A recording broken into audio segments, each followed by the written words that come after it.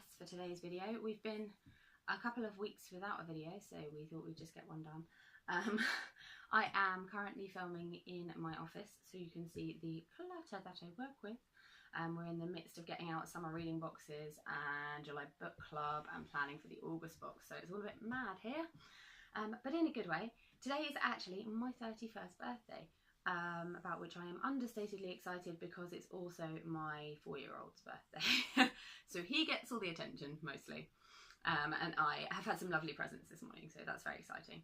I'm here to do a 32 by 32 video, following suggestions from our Facebook group. Thank you, Paul, for this suggestion particularly.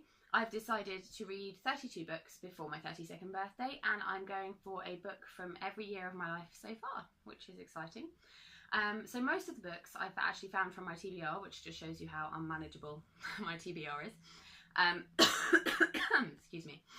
So I've gone on publication year for the editions that I have, which means that you will see some Persephones in here, which are obviously published a long time ago, but the publication year is like 2012 or 2013. I'm just going to get my little list so that I make sure I am telling you the right information.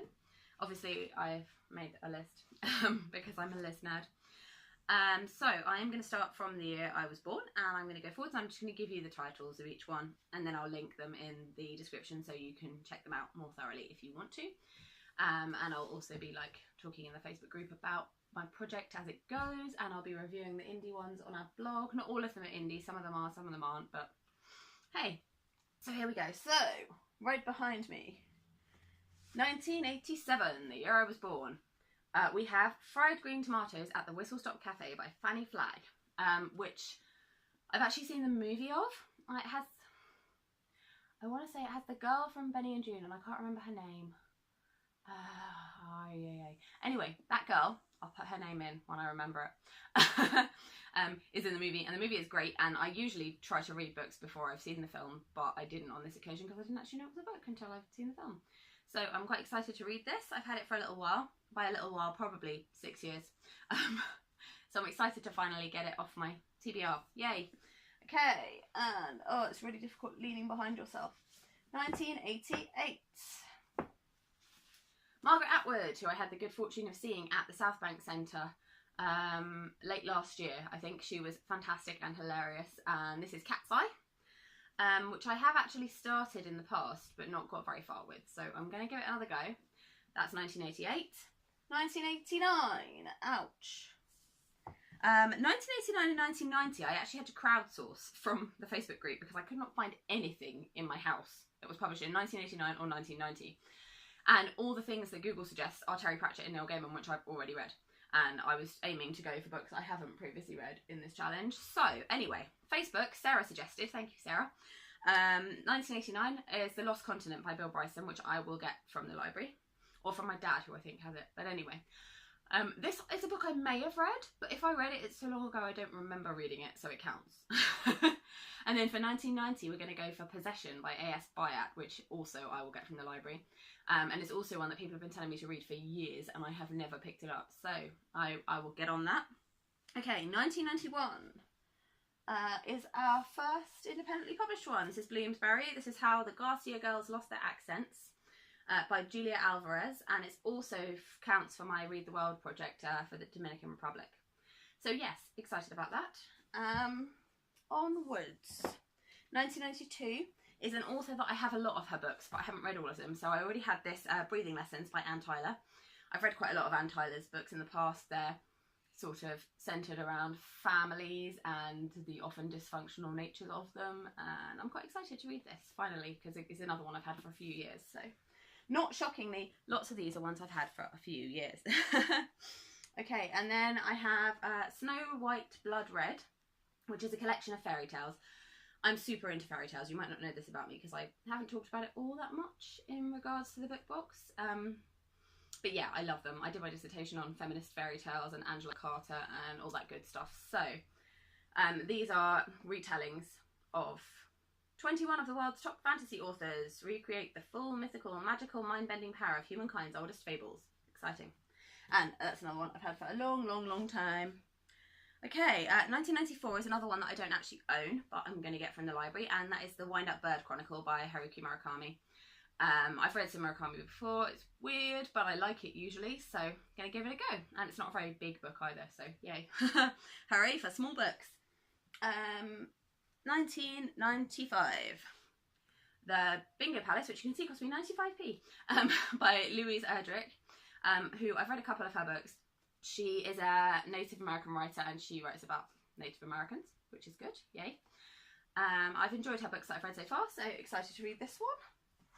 And yeah, okay, 96 is another one I don't have, but library again. There's a few on here from the library. And this Google suggested to me to read The Sparrow by Maria Doria Russell, which several people have said things about. I'm not entirely sure it's all been positive, but nah, we'll see, we'll see. So I've heard things, so we'll see. So then 97 is one I'm super excited about because I've mentioned several times recently about my really geeky project to walk the coast of England, and here is a person who's done it. This is The Sea on Our Left by Shally Hunt, which is the story of her and her husband walking around the coast of England. Yay. Geeky me is so excited. It's so difficult reaching behind you. Okay, and then 1998, there is some internet debate about when this was published, but my edition is 1998. So this is The Joy Luck Club by Amy Tan, which I've had for probably over a decade. Still haven't read, despite loads of people telling me to read it.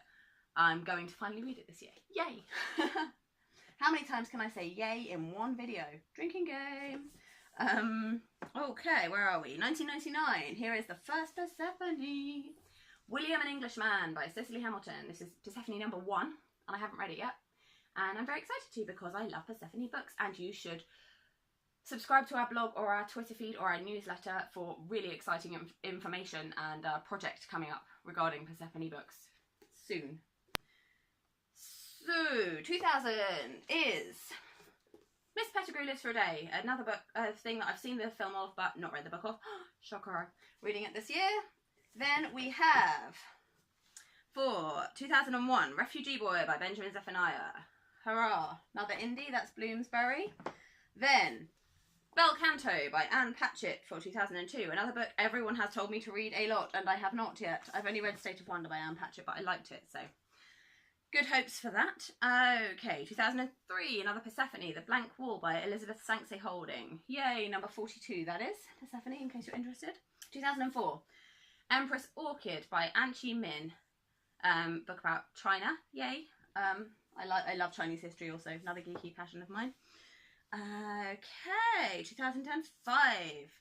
Some epic fantasy. Shaman's Crossing by Robin Hobb is the first in a trilogy of which I have the other 2. So hooray! I used to be into fantasy a lot back in the day, and I don't read that much anymore. So excited to get back into some of that. Okay, 2006. Another author I have not read, although everyone tells me to, is Sarah Dessen. This is Just Listen. I've got a couple of her books. I've had a couple of her books for years, so bring it on. Most exciting one. I said that about 3 books already. But anyway, most exciting one, 2007, is The Gift of Rain by Tan Twang Eng, who I read The Garden of Evening Mists for Malaysia for the Read the World project and loved it. So excited to read that one.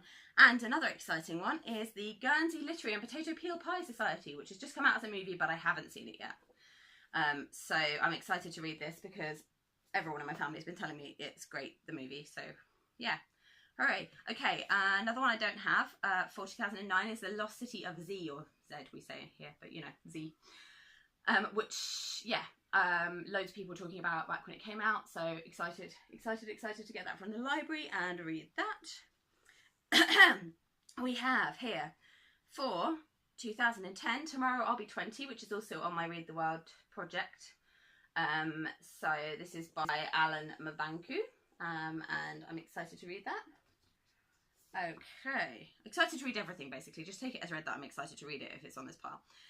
Then we have, oh yeah, I missed out. When I wrote my list, I missed out 2011 and 2012, so I had to put them on the end, which is what that was. So 2011 is How to Leave Twitter by Grace Dent, which seems exciting because I'm in a bit of a disconnecting from social media and everything thing at the moment. Okay, and then 2012, How Should a Person Be by Sheila Hetty, which is also on my Read the World project for Canada.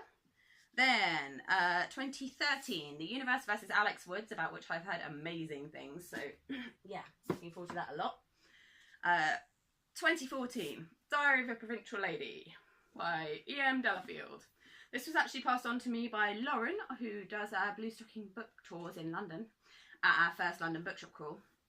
And I need to pass it on to the next person who's been waiting for it since 2016, so I need to read that.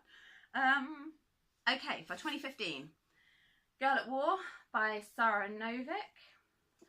Lots of people have said this is a fantastic novel, so hooray, excited. 2016, Swing Time by Zadie Smith. I love Zadie Smith. I've read several of her books and really, really enjoyed them. So, yeah, looking forward to that. And then 2017, wonderful anthology that I've heard nothing but good things about. I've started it and it's fantastic so far. Know Your Place. This is an anthology compiled by Dead Ink, edited by Nathan Connolly. Yay. And then the 2018 title I don't have yet because I'm waiting for it to be delivered, but I will put a little picture in. It's We Shall Fight Until We Win, which is the latest collaboration from 404 Inc. and BHP Comics. Very, very excited about this. It's like a graphic history of women in like politics and the vote. It's to celebrate the centenary of women getting the vote, but yay. So, and then 2019, we'll have one. I don't know yet. It's not set in stone. Anyway, that's my little rush tour of the 32 books I plan to read before I turn 32. If you've read any of them, let me know. Let me know where I should start, because there's a lot of books there. Leave us some comments. Subscribe if you haven't already. Don't forget to do that. And tell your friends. Yay. This is a bit different from our normal video because it's not just indie books, but we thought we'd celebrate the love of books in general, bookish projects. Head over and join our Facebook group if you haven't already. I'll leave the link in the description. Till next time, happy reading!